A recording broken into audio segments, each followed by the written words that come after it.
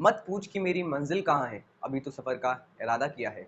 मत पूछ कि मेरी मंजिल कहाँ है, अभी तो सफ़र का इरादा किया है। ना हारेंगे हौसला कभी, किसी और से नहीं, ये खुद से वादा किया है, खुद से वादा किया है। Hello everyone, my name is Utkarsh Jain, chemistry faculty at Step Up J, currently pursuing BTech from NIT Jalandhar. इस प्लेटफॉर्म पे मैं आपको क्लियर कराता हूँ इनऑर्गेनिक केमिस्ट्री के कॉन्सेप्ट्स। तो स्टूडेंट्स, हम बात कर रहे थे चैप्टर की, इसका नाम है periodic classification of element and purity in their properties. उसके अंदर, जिसको हम प्योरिटी टेबल भी कहते हैं, इसके अंदर हमने 6 लेक्चर कवर कर लिए हैं, जिसमें हमने हिस्टोरिकल डेवलपमेंट के बाद उसके बाद हमने आगे के जो मॉडर्न पीरियोडिक टेबल है उसमें रेडियाई कैसे वेरी करता है। एंड आज हम पढ़ने वाले हैं कि व्हाट इज लेंथेनाइट कॉन्ट्रैक्शन, और लेंथेनाइट कॉन्ट्रैक्शन के बाद हम पढ़ेंगे आयोनाइजेशन एंथैल्पी। ठीक है, मैंने आपको बताया था कि जो हमारा एटॉमिक रेडियस है वो अगर हम डाउन द ग्रुप जाते हैं तो वो वो बढ़ता है, और अगर हम लेफ्ट टू राइट पीरियड में जाते हैं तो एटॉमिक रेडियस हमारा डिक्रीज करता है। ऐसा क्यों होता है? ऐसा जेड इफेक्टिव की वजह से होता है, क्योंकि अक्रॉस द पीरियड हमारा जेड इफेक्टिव इंक्रीज करता है। जेड इफेक्टिव इंक्रीज होने की वजह से जो हमारा आउटर मोस्ट इलेक्ट्रॉन होता है उस पर जो नेट अट्रैक्शन होता है वो इंक्रीज करता है। नेट अट्रैक्शन इंक्रीज होने की वजह से आउटर मोस्ट इलेक्ट्रॉन अंदर की तरफ अट्रैक्ट होता है और साइज को डिक्रीज कर देता है। सेम अगर हम बात करें across in down the group की, तो डाउन द ग्रुप ये होता है हमारा एक न्यू शेल ऐड हो जाता है किसी भी एटम के अंदर, और न्यू शेल ऐड होने के बाद जो उसका साइज है वो ऑटोमेटिकली बढ़ेगा, क्योंकि ऊपर वाले एलिमेंट में एक शेल कम है, नीचे में एक शेल ज़्यादा है। सो मैंने आपको एक्सेप्शन नहीं बताए थे कि एटॉमिक साइज में क्या क्या एक्सेप्शन होते हैं। जैसे कि मैंने आपको बताया था जो हमारा बोरोन फैमिली है, boron, aluminium, gallium, indium, thallium, इसके अंदर जो हमारा साइज का होना चाहिए था वो होना चाहिए था सब नीचे डाउन द ग्रुप बढ़ने चाहिए थे। जैसे बोरियम का बोरोन का सबसे कम, एल्यूमिनियम का उससे ज़्यादा, गैलियम का उससे ज़्यादा, इंडियम का, थैलियम का उससे ज़्यादा। बट ऐसा नहीं होता है। एक्सपेक्टेड ऐसा होता है बट ऐसा नहीं होता है। एक्सपेक्टेड ऐसा होना चाहिए। होता क्या है? बोरोन का सबसे कम, उससे ज़्यादा गैलियम का, फिर एल्यूमिनियम, फिर इंडियम, थैलियम का लगभग इक्वल हो जाता है। चलिए, तो अब हम पढ़ते हैं लेंथेनाइड कॉन्ट्रैक्शन क्या होता है, इसका इफेक्ट क्या होता है, एटॉमिक रेडियस पे इफेक्ट क्या होता है इसका, ये पढ़ते हैं। उसके बाद हम आयोनाइजेशन एंथैल्पी से स्टार्ट करें। ठीक है, तो आप हेडिंग डालिए लेंथेनाइड कॉन्ट्रैक्शन।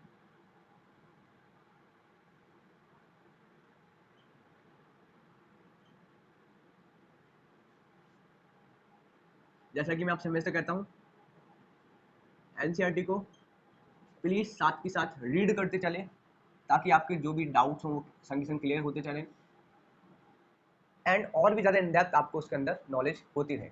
सो अभी आप हेडिंग डालिए लेंथेनाइड कॉन्ट्रैक्शन।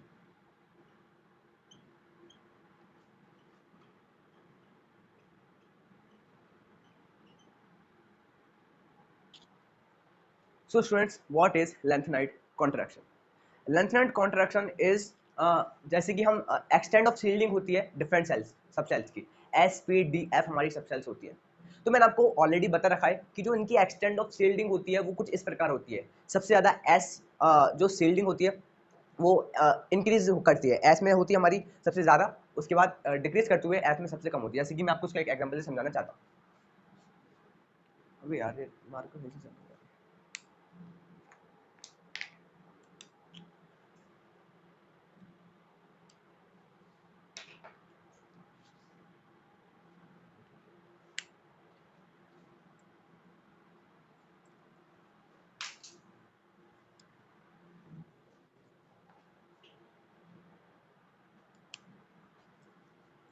तो S P D F, this is the extent of shielding, और इसी को हम लेंथेनाइड कॉन्ट्रैक्शन कहते हैं। ऐसा क्यों होता है? ऐसा होता है due to poor shielding of f electrons, poor shielding of f electrons. क्योंकि एफ इलेक्ट्रॉन, जैसे कि मैंने आपको बताया था कि शील्डिंग सबसे ज्यादा हमारी एस सब सेल की होती है, उसके बाद पी की, उसके बाद डी की, उसके बाद एफ की। इसको हम एक एग्जांपल से समझ सकते हैं, लाइक शील्डिंग इज लाइक कोई वॉल हमारे सामने है, वो एक कोई कर्टन हमारे सामने, जब हम उसमें कुछ बोलेंगे तो वो हमारी आवाज़ है वो शील्ड हो जाएगी, वो कम हो जाएगी, उसकी जो इंटेंसिटी वो कम हो जाएगी, क्योंकि वो वॉल, वो कर्टन उस आवाज़ को शील्ड करता है। तो मानिए कि ये 4 बॉल्स हैं, एक बॉल ये है, एक बॉल ये है, एक बॉल ये है, एक बॉल ये है। तो अब हम इसको कंपेयर कर सकते हैं एस पी डी एफ सब सेल से। इसको हम एस मान सकते हैं जो सबसे ज़्यादा शील्डिंग करेगी, इसको हम पी मान सकते हैं, इसको डी, और इसको एफ।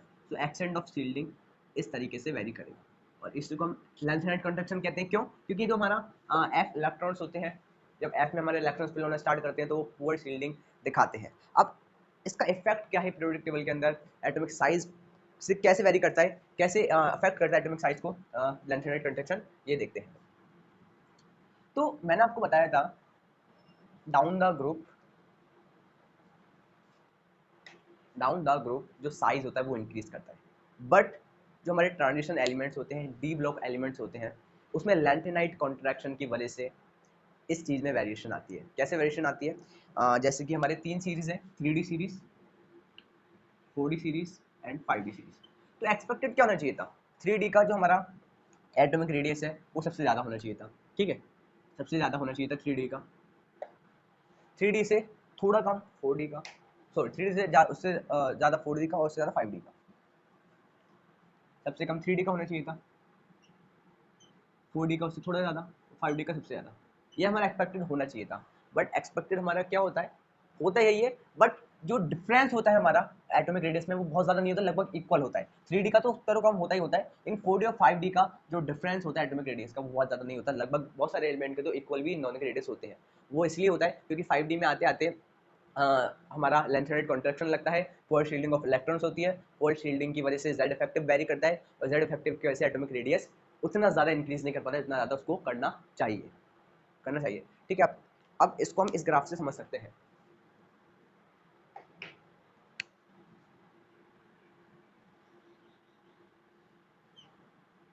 ठीक है।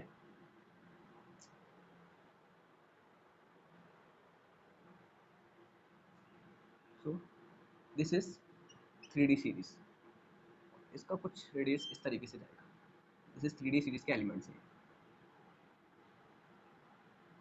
अब ये रेडियस है हमारा, तो रेडियस 3D सीरीज का इतना है, तो नो डाउट 4D का उससे ज़्यादा ही होगा, तो 4D का लगभग यहाँ पे होता है। This is radius of 4D series elements. चलो ये तो ठीक है, 4D का ज़्यादा है 3D से, ऐसे एक्सपेक्टेड होता है, बट 5D में थोड़ा मामला गड़बड़ा जाता है। 5D के अंदर जो हमारा रेडियस होता है वो बहुत ज़्यादा वेरी ना करते हुए लगभग लगभग इक्वल आता है। ये डायग्राम हमको एनसीईआरटी में दिया है, तो इसलिए मैं आपको ये बनवा रहा हूँ, काम आ सकता है, ठीक है। So this is the lanthanide contraction का जो इफेक्ट है on the periodic table, on the property of elements like atomic radius, ठीक है। इतना समझ में आया? ओके, नोट डाउन करिए इसको। अब हम पढ़ेंगे आयोनाइजेशन एंथैल्पी, आयोनाइजेशन एनर्जी क्या होता है, down the group, across the period किस तरीके से वेरी करता है, इसके बारे में हम अब समझेंगे, ठीक है। तो आप हेडिंग डालिए ionisation enthalpy.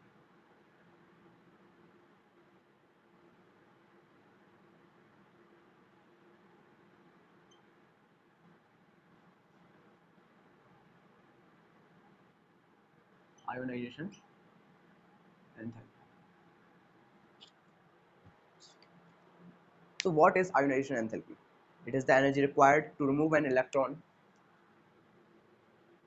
It is the, साथ के साथ नोट डाउन करिए, it is the energy required to remove an electron. It is the energy required to remove an electron from an isolated gaseous atom, from an isolated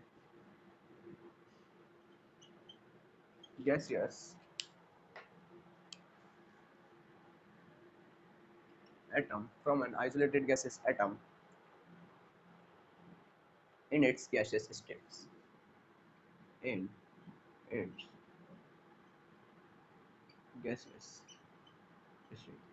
So what is ionization enthalpy or ionization energy? तो जब हम किसी भी atom के अंदर से एक electron को निकाल लेंगे तो उस प्रोसेस में जो एनर्जी रिलीज होगी या जो एनर्जी हमको देनी पड़ेगी, this is the ionisation enthalpy और आयोनाइजेशन एनर्जी। जैसे कि हम पे एक सोडियम का एटम है, ठीक है, वो है हमारा सॉलिड स्टेट में, सबसे पहले हमने उसको गैसेस में कन्वर्ट करा, गैस में कन्वर्ट करने के बाद हमने उसमें से एक इलेक्ट्रॉन को निकाल दिया। अब वो इलेक्ट्रॉन को निकालने के बाद पॉजिटिव आयन बन गया, तो उस प्रोसेस में जो हमारी एनर्जी रिलीज हुई या एनर्जी हमने दी, जरूरी नहीं हर बार रिलीज ही होगी, या जो एनर्जी हमने दी वो एनर्जी होती है आयोनाइजेशन एंथैल्पी, आयोनाइजेशन एनर्जी। ठीक है, जैसे कि मैंने आपको बताया था, हम पे एक सोडियम है जो कि सॉलिड फॉर्म में है। सबसे पहले हमने इसको गैसियस फॉर्म में कन्वर्ट किया। आप देख सकते हैं डेफिनेशन के अंदर, it is the energy required to remove an electron from an isolated gaseous atom in its gaseous state. ठीक है, उसके बाद हमने इसमें से एक इलेक्ट्रॉन को निकाल लिया, Na पॉजिटिव प्लस इलेक्ट्रॉन।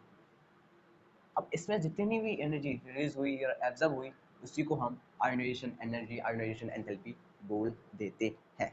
इतना समझ में आया? अब जरूरी नहीं है कि एक इलेक्ट्रॉन निकाल दिया तो दूसरा इलेक्ट्रॉन नहीं निकाल सकते, तो हम एक आयोनाइजेशन एंथैल्पी के बाद दूसरी आयोनाइजेशन एंथैल्पी भी हो सकती है। जैसे कि फॉर एग्जांपल हम मैग्नीशियम का इसके अंदर एग्जांपल ले सकते हैं। मैग्नीशियम से पहले हमने एक इलेक्ट्रॉन को निकाला तो Mg प्लस हो गया, प्लस एक इलेक्ट्रॉन, इसको हमने बोल दिया IE1, आयोनाइजेशन एंथैल्पी 1,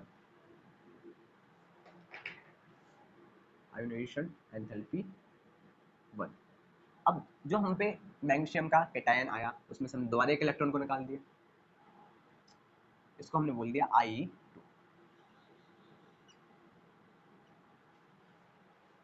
तो जो हमारे हम इलेक्ट्रॉन है वो बार बार एटम के अंदर से निकाल सकते हैं और उसी के अनुसार हम आयोनाइजेशन एंथैल्पी 1, आयोनाइजेशन एंथैल्पी 2 उसको कह सकते हैं। Now what are the factors that affect ionisation energy. तो आप हेडिंग डालिए the factors affecting ionisation energy. आप कॉमन सेंस से सोचने की कोशिश करिए कैसे कौन कौन से फैक्टर्स होते हैं जो आयोनाइजेशन एनर्जी को अफेक्ट कर सकते हैं। एंड मैं आपको एक हिंट देता हूँ, अब तक जो मैंने पढ़ा दिया है वो फैक्टर्स इंक्लूड इसके अंदर होंगे। जैसे कि एक काम करिए, आप इसको वीडियो को पोस्ट करके कमेंट में लिखने की कोशिश करिए कि मैं किन फैक्टर्स की अभी बात करने वाला हूँ। ठीक है, तो आप हेडिंग डालिए फैक्टर्स अफेक्टिंग आयोनाइजेशन एनर्जी और आयोनाइजेशन एंथैल्पी। कौन कौन से फैक्टर्स अफेक्ट कर सकते हैं ionization enthalpy? Factors affecting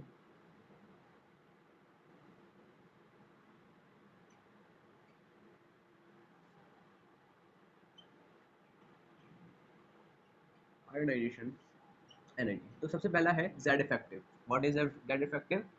it is the effective nuclear charge. जो हमारा न्यूक्लियस है वो आउटर मोस्ट इलेक्ट्रॉन्स को अपनी तरफ अट्रैक्ट करता है, और जो इफेक्टिव अट्रैक्शन फोर्स आता है उसी को हम जेड इफेक्टिव बोलते हैं। कुछ याद आया जेड इफेक्टिव से? जिसका फॉर्मूला होता था Z minus sigma. What is sigma? Sigma is the screening constant. Screening constant कहाँ से निकल के आया? स्क्रीनिंग कांस्टेंट आता है due to screening of other electrons. ठीक है, this is the Z effective. अब जेड इफेक्टिव आयोनाइजेशन एनर्जी को किस तरीके से अफेक्ट करेगा? तो सबसे पहला है हमारा Z effective. It is effective nuclear charge. Effective nuclear charge. तो अब जेड इफेक्टिव जब बढ़ेगा तब क्या होगा? जेड इफेक्टिव बढ़ेगा तो जो बाहर का इलेक्ट्रॉन है उस पर अट्रैक्शन फोर्स बढ़ेगा। ठीक है, जेड इफेक्टिव का मतलब क्या है? The attraction force, effective attraction force on the outer most electron by the nucleus. और जब जेड इफेक्टिव इंक्रीज करेगा तो जो आउटर मोस्ट इलेक्ट्रॉन है जिसको हम निकालने वाले हैं, जिसको हम इसको हम इलेक्ट्रॉन्स को हम बाहर भेजने वाले हैं और जिसकी हम आयोनाइजेशन एनर्जी निकालने वाले हैं, वो और भी ज़्यादा कस के उस न्यूक्लियस से बाउंड हो जाएगा क्योंकि अट्रैक्शन फोर्स हमारा बढ़ जाएगा। तो नो डाउट जेड इफेक्टिव बढ़ने से आयोनाइजेशन एनर्जी इंक्रीज करेगी। ठीक है, आयोनाइजेशन एनर्जी हमारी इंक्रीज करेगी on increasing Z effective. So Z effective is directly proportional to ionization enthalpy. Ionization enthalpy. ठीक है, जेड इफेक्टिव बढ़ेगा तो आयोनाइजेशन एंथैल्पी क्या होगी? हमारी बढ़ेगी। समझ में आया ना? एक बार इसको एग्जांपल से मैं आपको बता देता हूँ। जैसे कि मानिए this is the one atom and this is another one, this is another. इन दोनों की ही आउटर मोस्ट सेल में एक इलेक्ट्रॉन है, एक इलेक्ट्रॉन है।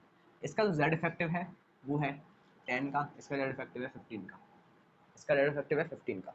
तो ये जो इलेक्ट्रॉन है वो 15 की फोर्स से बाउंड है, ये जो इलेक्ट्रॉन है वो 10 की फोर्स से बाउंड है। तो कौन जल्दी निकलेगा? नो डाउट ये वाला हमारा इलेक्ट्रॉन जल्दी निकलेगा इसकी आयोनाइजेशन एनर्जी कम होगी, ये देर में निकलेगा, इसको और ज़्यादा एनर्जी हमें देनी पड़ेगी तब निकलेगा, तो इसकी आयोनाइजेशन एनर्जी, आयोनाइजेशन एंथैल्पी ज़्यादा होगी। इतना समझ में आया? ठीक है। अब मैंने आपको बताया था जेड इफेक्टिव कैसे वेरी करता है अक्रॉस द पीरियड, ध्यान होता है आपको। Across the period Z effective increase करता है, तो no doubt across the period हमारा आयोनाइजेशन एंथैल्पी इंक्रीज करेगी, ठीक है। On going left to right the period ionization energy increases, ठीक है। Now the second factor that affect ionization energy is size of atom। अब साइज ऑफ एटम कैसे affect करेगा ionisation energy को? Size बड़ा होगा वो इलेक्ट्रॉन दूर होगा न्यूक्लियस से, जल्दी निकलेगा। साइज छोटा होगा वो इलेक्ट्रॉन न्यूक्लियस के पास होगा, ज़्यादा अट्रैक्शन फोर्स लगेगा, ज़्यादा फोर्स हमको देना पड़ेगा उसको निकालने के लिए। So size is directly proportional to ionization energy, and down the group size बढ़ता है तो आयोनाइजेशन एनर्जी क्या होगी? डाउन द ग्रुप, यस, ठीक है, ठीक है, डाउन द ग्रुप कम होगी, क्योंकि साइज जब बढ़ेगा तब आयोनाइजेशन एनर्जी होगी वो होगी हमारी कम। So size is inversely proportional to ionization enthalpy, ionization enthalpy, ठीक है। और across the period, across the group कैसे हमारा आयोनाइजेशन एनर्जी वेरी करेगी? अक्रॉस द पीरियड अगर मैं बात करूं, across the period ionization energy, this is general trend, exceptions इसमें होते हैं, उस एक्सेप्शन की भी मैं आगे बात करूंगा, but this is general trend. On going left to right across the period ionization energy increases generally, increases generally। The fourth is down the group, ongoing down the group ionization energy decreases generally, decreases, this is the general trend। इसको note down करिए, हम next फिर आगे continue करते हैं, okay. Now the next factor is charge on ion. ये चार आपने नोट डाउन करिए। अब जाइए फिफ्थ पॉइंट है चार्ज ऑन आयन। अब चार्ज ऑन आयन किस तरीके से अफेक्ट करेगा आयोनाइजेशन एनर्जी को? जब आयन पे पॉजिटिव चार्ज होगा, पॉजिटिव चार्ज होगा तो जो लास्ट आउटर मोस्ट इलेक्ट्रॉन है उस पर ज़्यादा फोर्स होगा। जब नेगेटिव चार्ज होगा तो रिपल्सन होगा, कम फोर्स होगा, रिपल्सन होगा तो जल्दी निकलेगा, तो आयोनाइजेशन एनर्जी हमारी कम होगी, ठीक है। तो चार्ज ऑन आयन आप डालिए fifth point, that is charge on ion, charge on ion. तो अगर पॉजिटिव चार्ज होगा वो इंक्रीज करेगा तो आयोनाइजेशन एनर्जी भी हमारी इंक्रीज करेगी, तो हमारी आयोनाइजेशन एनर्जी भी इंक्रीज करेगी। और अगर नेगेटिव चार्ज इंक्रीज करेगा तो आयोनाइजेशन एनर्जी डिक्रीज करेगी। रीज़न मैंने आपको बता दिया है, नेगेटिव चार्ज है सॉरी, तो आयोनाइजेशन एनर्जी हमारी डिक्रीज करेगी। रीज़न क्या बताया था मैंने आपको कि नेगेटिव चार्ज बढ़ेगा तो repulsion on the outer most electron बढ़ेगा, रिपल्सन बढ़ रहा है तो वो आउटर मोस्ट इलेक्ट्रॉन जल्दी निकल जाएगा, और अगर आउटर मोस्ट इलेक्ट्रॉन जल्दी निकल जाएगा तो आयोनाइजेशन एनर्जी हमारी कम होगी। The next factor is electronic configuration, this is the important factor. इस पे अक्सर क्वेश्चन आ जाया करते हैं इलेक्ट्रॉनिक कन्फिग्रेशन पे। इलेक्ट्रॉनिक कि हमारा जो लास्ट इलेक्ट्रॉन है वो है कहाँ पे, एक्चुअली उसका एड्रेस क्या है लास्ट इलेक्ट्रॉन का, ठीक है। जैसे कि फॉर एग्जांपल आप एक चोर है, आप एक चोर है, ठीक है। आपको पुलिस पीछे पड़ी है पकड़ने के लिए। अब आपके बहुत ज़्यादा कांटेक्ट नहीं है तो आप आराम से पकड़े जाओगे, लेकिन आपके कांटेक्ट है, पीएम से कांटेक्ट है आपके, आपके उस सिटी के डीजीपी से कांटेक्ट है आपके, ठीक है। तो तो आपका एक एड्रेस क्या हो गया, सिक्योर हो गया, ठीक है। तो अब आपको पकड़ना थोड़ा सा मुश्किल हो जाएगा, ठीक है। तो in the same way electronic configuration of last electron, उस जो हमारा आउटर मोस्ट इलेक्ट्रॉन है वो किस सेल में है, किस सब शेल में है, ठीक ना, उसका ऑर्बिट क्या है, ये भी अफेक्ट करेगा आयोनाइजेशन एनर्जी को। तो ये अब हम पढ़ेंगे इलेक्ट्रॉनिक कन्फिग्रेशन के अंदर। Electronic configuration, electronic configuration. अब अगर देखो स्टेबल इलेक्ट्रॉनिक कन्फिग्रेशन होगा, स्टेबल इलेक्ट्रॉनिक कन्फिग्रेशन कौन से होते हैं? Half filled subshells, full filled subshells, these are stable electronic configuration. आपको अगर स्टेबल इलेक्ट्रॉनिक कन्फिग्रेशन है तो इलेक्ट्रॉन को निकालना इजी होगा क्या? नहीं, इलेक्ट्रॉन निकालना हार्ड होगा, क्योंकि स्टेबल है वो क्यों निकलना चाहेगा? वो ऑलरेडी स्टेबल है, वो अनस्टेबल क्यों होना चाहेगा? तब आयोनाइजेशन एनर्जी हमारी बढ़ जाएगी। ठीक है, तो अगर हमारा इलेक्ट्रॉनिक कन्फिग्रेशन स्टेबल होगा, is stable, if if electronic configuration is stable, then no doubt without any confusion ionization energy हमारी इंक्रीज करेगी। अगर स्टेबल नहीं होगा, और स्टेबल वाले से हम कंपेयर करेंगे तो उसकी कम होगी। इसको मुझे लिखने की जरूरत नहीं है, क्योंकि उससे फिर आपको कंफ्यूजन क्रिएट होगा। इधर हम एक एग्जांपल ले लेते हैं सोडियम का।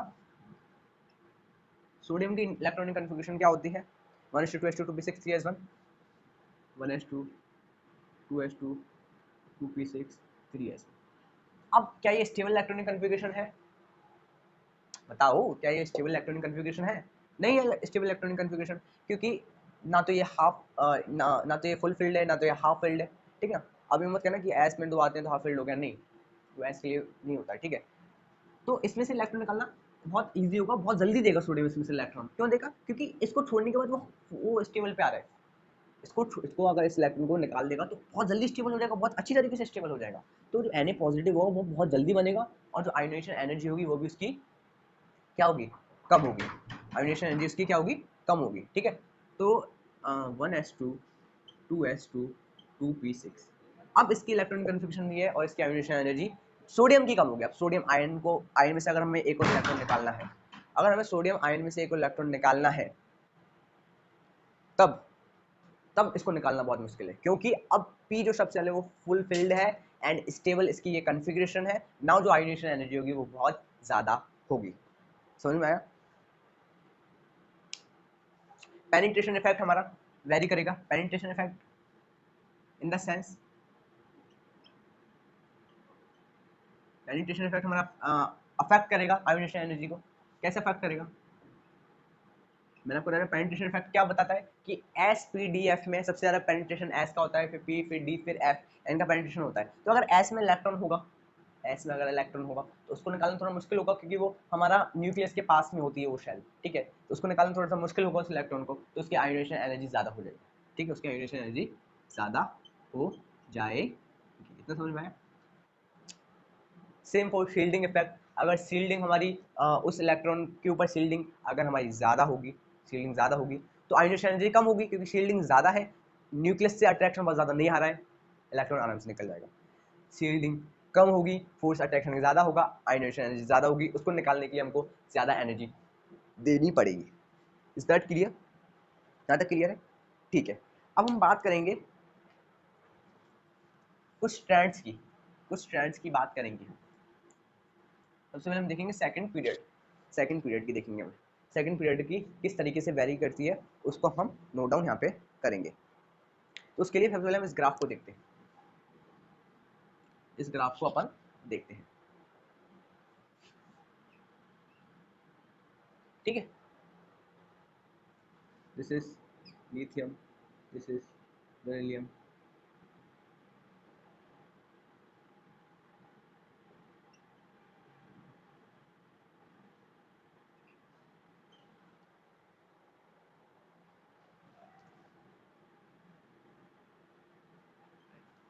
अब ये एक पीरियड है, और पीरियड में हमने ये पढ़ा था कि जो आयोनाइजेशन एनर्जी होगी वो इंक्रीज करेगी, बट ये डिक्रीज कैसे कर रही है?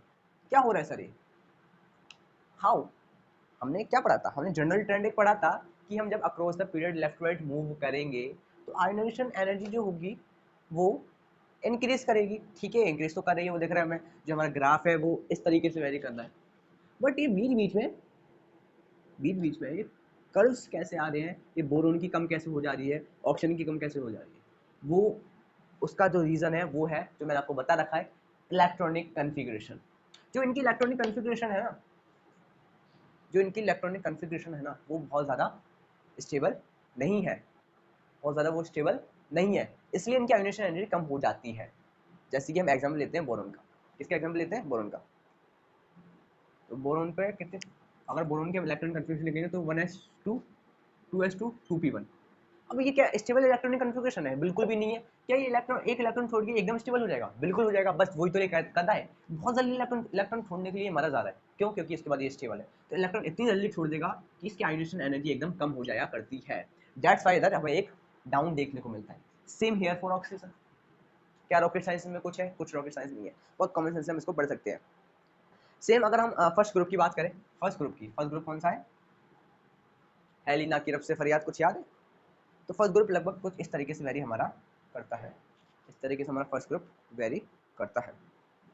और फर्स्ट ग्रुप में लगभग ट्रेंड वही रहता है, थोड़ा बहुत फर्क हमारा आता है, लगभग नीचे जाने में डिक्रीज ही कर रही है। ठीक है, तो फर्स्ट ग्रुप में ऐसा कुछ अलग देखने को हमें नहीं मिलता है, बट यहाँ अलग हमें देखने को मिला। क्यों मिला? मैंने आपको वो भी अच्छे से समझा दिया है। Because of electronic configuration, stable unstable electronic configuration यहाँ पे एक्ट करते हैं। ठीक है, so guys this is all about ionization enthalpy, ionization energy.